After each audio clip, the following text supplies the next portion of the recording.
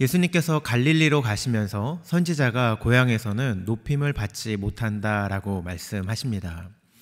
그런데 이어서 나오는 45절을 보면 갈릴리 사람들이 예수님을 영접하는 모습을 볼 수 있습니다. 그래서 얼핏 보면 예수님의 말씀이 틀린 것처럼 보입니다. 45절 말씀 읽겠습니다. 갈릴리의 이름에 갈릴리인들이 그를 영접하니 이는 자기들도 명절에 갔다가 예수께서 명절 중 예루살렘에서 하신 모든 일을 보았음이더라. 갈릴리 사람들이 분명히 예수님을 영접한 것이 맞습니다. 그런데 그 이유를 무엇이라고 설명합니까? 예수님께서 예루살렘에서 하신 모든 일을 보았기 때문이다라고 기록하고 있습니다. 예수님께서 갈릴리에 있는 사람들, 자기 고향에서 높임을 받지 못한다고 하신 이유는 그들이 예수님을 영접한 이유가 예수님 자신을 영접한 것이 아니라 예수님이 행하신 이적 때문에 환영하고 있다라고 꼬집고 계신 것입니다. 이것을 증명이라도 하듯이 갈릴리 지역 사람들의 환영은 요한복음의 시작 부분에서만 나오고 얼마 지나지 않아 예수님을 향한 그들의 관심은 시들어 버립니다. 단지 예수님이 행하신 이적에만 놀랄 뿐이었죠. 우리들은 어떻습니까? 예수님 자체에 관심이 있고 예수님을 바라고 예수님을 믿고 예수님을 소망하며 살아가고 계시나요? 아니면 예수님이 베푸실 이적과 예수님이 응답해 주실 그 기도의 응답에만 기다리고 계시지는 않으신지요? 마치 아버지 손에 들려있는 선물에만 관심이 있는 자녀들처럼 말입니다. 이제 우리는 아버지 손에 들려있는 선물에만 관심이 있는 것이 아니라 아버지의 얼굴을 바라보며 즐거워하고 웃을 수 있는 우리 모두가 되었으면 좋겠습니다. 46절부터의 말씀은 죽을 병에 걸린 아들을 살리기 위해 예수님을 찾아온 왕의 신하에 대한 기록입니다. 47절 말씀 읽겠습니다. 그가 예수께서 유대로부터 갈릴리로 오셨다는 것을 듣고 가서 청하되 내려오셔서 내 아들의 병을 고쳐 주소서 하니 그가 거의 죽게 되었음이라. 거의 죽게 된 아들의 병을 고치기 원했던 아버지는 가버나움에서부터 예수님을 만나러 옵니다. 가버나움은 대략 32km 정도 떨어져 있는 곳이었습니다. 이 아버지는 자신의 아들을 고치기 위해서 예수님과 함께 가버나움으로 가기를 원했습니다. 하지만 예수님은 함께 가지 않으셨고 병이 나았다고 그 자리에서 말씀만 하셨습니다. 그리고 이 아버지에게 집으로 가라라고 말씀하십니다. 이 신하는 예수님의 말씀을 듣고 돌아갑니다. 하지만 가는 길에도 반신반의했을 것입니다.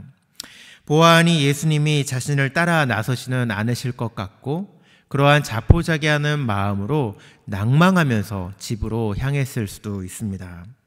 그런데 가버나움으로 내려가던 길에 중간에 자신의 집에서 온 종들을 만나고 아이가 살았다라는 말을 듣게 됩니다. 너무 놀라운 아버지는 이 아이가 자신의 아들이 낳은 시간을 물어봅니다. 52절 말씀 함께 보시겠습니다. 그 낳기 시작한 때를 물은즉 어제 7시에 열기가 떨어졌나이다 하는지라. 왕의 신하는 분명히 온몸에 소름이 돋았을 것입니다.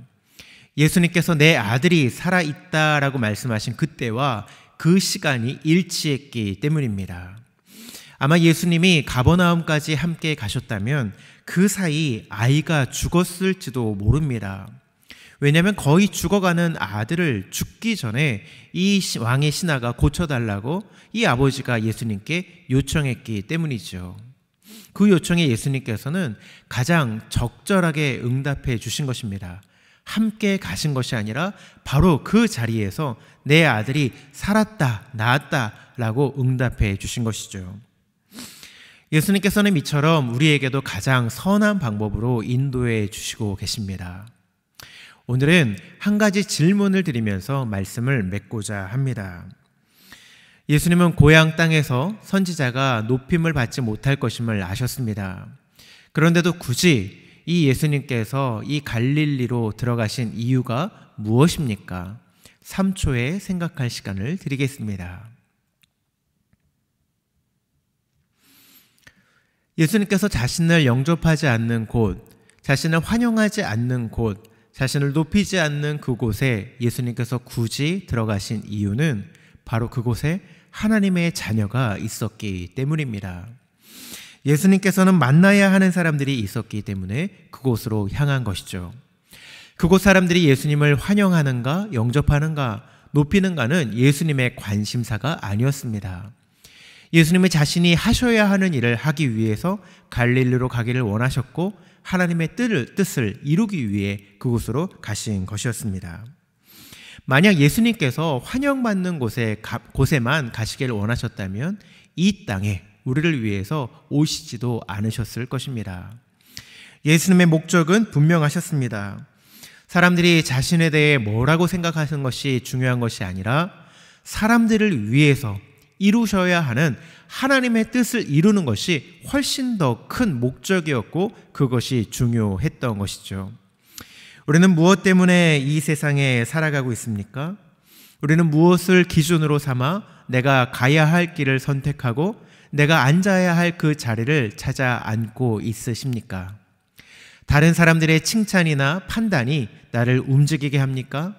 다른 이들의 평판에 좌지우지되며 살아가고 계십니까? 다른 이들의 말들 때문에 기뻤다가 슬펐다가 하고 계시지는 않으십니까? 나를 좋아하고 인정하는 곳에만 가기를 원하고 계시지는 않으신지요? 우리는 그러한 것에 영향받는 사람이 아닙니다. 사람들이 말하는 기준에 이끌려 사는 인생이 아니라 하나님께서 주신 사명을 따라 가야 되는 인생입니다. 사랑하는 금강의 성도 여러분, 우리의 기준이 사람이 아니라 하나님이 되시기를 소망합니다. 오늘도 주어지는 수많은 선택의 기로에서 나를 향하신 하나님의 사명을 따라 선택하고 사명을 따라 걸어가는 멋진 인생이 되어지기를 예수님의 이름으로 축원합니다. 함께 말씀을 생각하면서 기도하도록 하겠습니다.